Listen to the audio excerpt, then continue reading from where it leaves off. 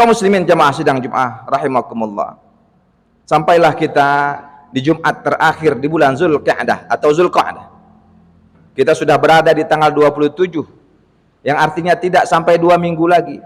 Hanya beberapa hari lagi seluruh kaum muslimin dari seluruh penjuru dunia akan berkumpul di satu tempat, di satu padang, untuk menyatakan keimanannya, untuk membuktikan ketakwaannya, untuk memohon ampun taubat kepada Allah Subhanahu wa taala. Itulah padang yang kita kenal dengan padang Arafah, yang kata Rasulullah sallallahu alaihi wasallam, al-hajju Arafah. Ibadah haji adalah siapa yang dapat hadir walaupun sejenak saja dengan berbagai cara di padang Arafah, maka ia telah disebut menunaikan hajinya, menyempurnakan rukun Islam kelimanya.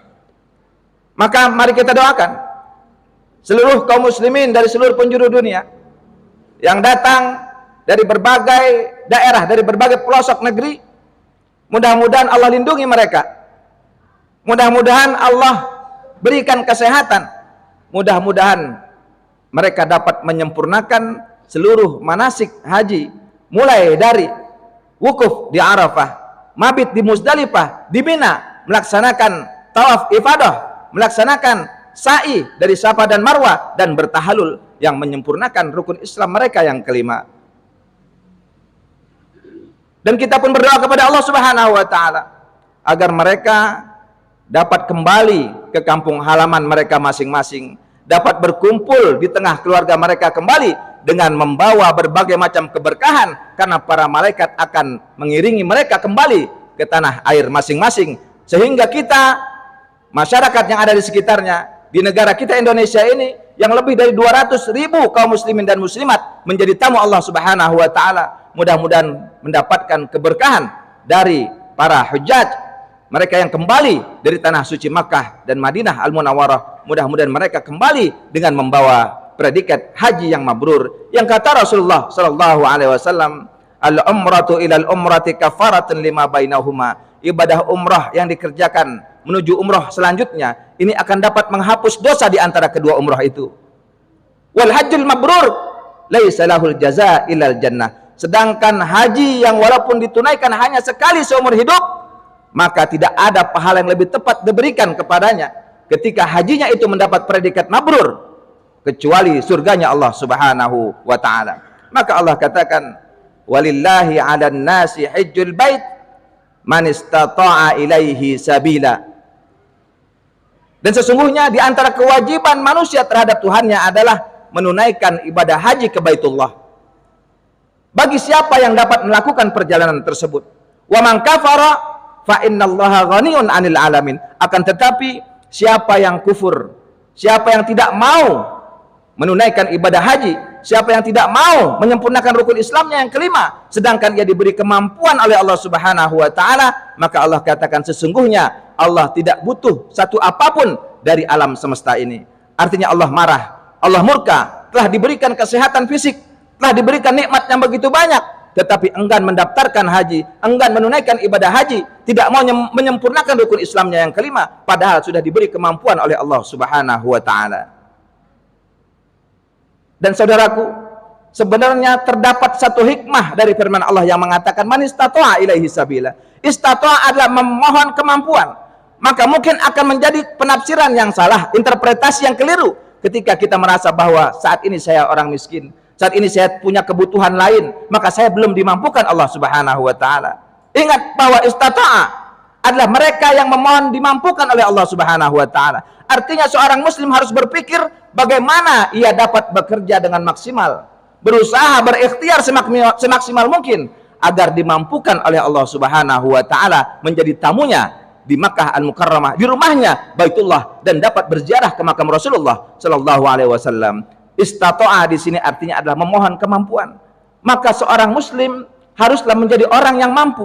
Seorang muslim haruslah menjadi yang kaya, walaupun dalam arti tidak kaya berlimpah, tetapi ketika ibadah harus membutuhkan materi, ia dapat mengeluarkannya. Ketika zakat ia harus tunaikan, ia dapat mengeluarkannya. Ketika diminta berinfak, bersedekah, ia punya. Ketika ia ingin menyempurnakan rukun Islamnya yang kelima, ia pun punya harta karena ia sudah berusaha semaksimal mungkin. Inilah hikmah dari firman Allah, man istata'a ilaihi sabila.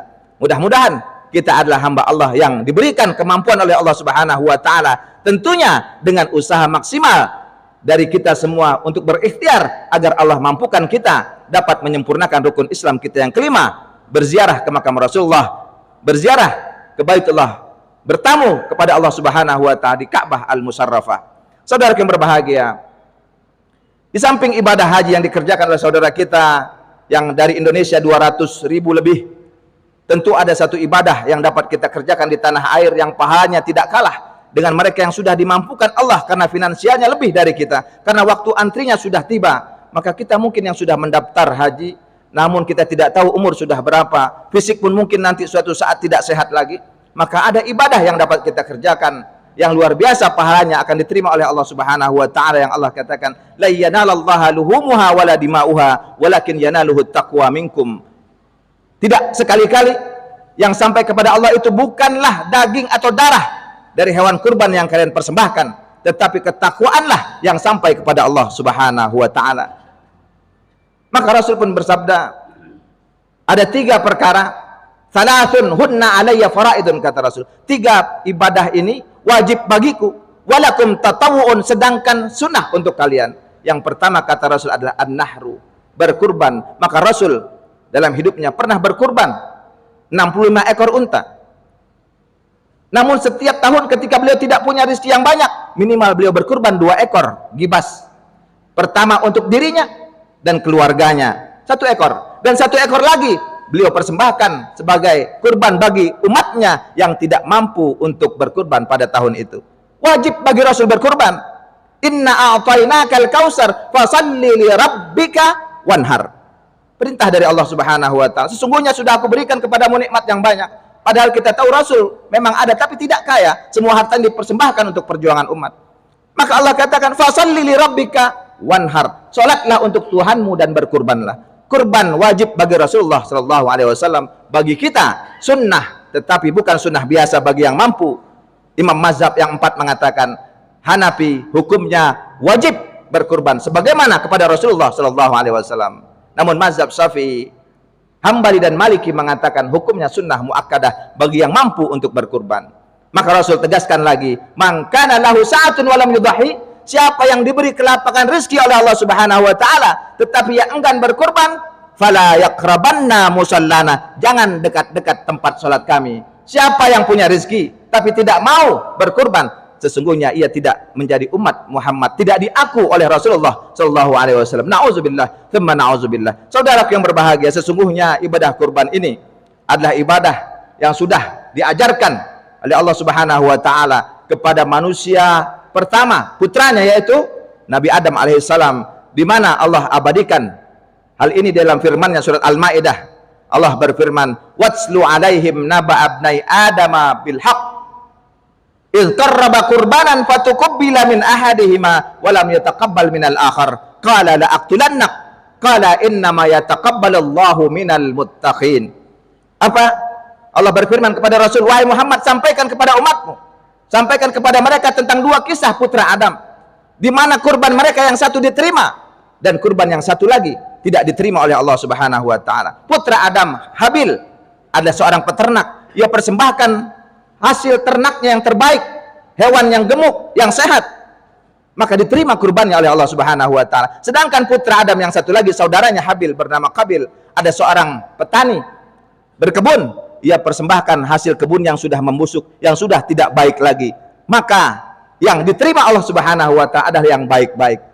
Maka apa kata Qabil? La aqtulannak, aku akan membunuhmu. Karena ia iri, ia cemburu karena kurban Habil yang diterima oleh Allah Subhanahu wa taala. Apa jawaban Habil? Innama yataqabbalullahu minal muttaqin. Wahai saudaraku, sesungguhnya Allah hanya menerima persembahan dari hambanya yang bertakwa. Mudah-mudahan kita adalah hamba Allah yang bertakwa, dan mudah-mudahan kita adalah hamba Allah yang dimampukan untuk dapat memberikan persembahan kita yang terbaik, karena sesungguhnya qarraba yuqarribu kurbanan, kedekatan, mendekati dan kedekatan kepada Allah Subhanahu wa taala. Maka siapa yang berkurban sejatinya sebenarnya ia sedang berusaha mendekatkan dirinya kepada Allah Subhanahu wa taala. Siapa yang berkorban, ia membuktikan bahwa ia adalah hamba yang bertakwa kepada Allah Subhanahu wa taala. Mudah-mudahan Allah berikan kita rezeki untuk dapat berkorban. Mudah-mudahan Allah terima kurban kita, dan mudah-mudahan Allah mampukan kita dengan usaha maksimal kita untuk bisa menjadi tamu Allah Subhanahu wa taala, menyempurnakan rukun Islam kita yang kelima. Bismillahirrahmanirrahim. Wal 'asri innal insana lafi khusr illa alladziina aamanu wa 'amilus shalihat wa tawashaw bil haqq wa tawashaw bis sabr. Barakallahu li wa lakum fil Qur'anil 'azim wa nafa'ani wa iyyakum bima fihi minal ayati wa dzikril hakim. Taqabbalallahu minna wa minkum tilawatahu innahu huwas samiul 'alim. Aqulu qawli hadza astaghfirullah li wa lakum wa li sairil muslimina wal muslimat fastaghfiruhu innahu huwal ghafurur rahim.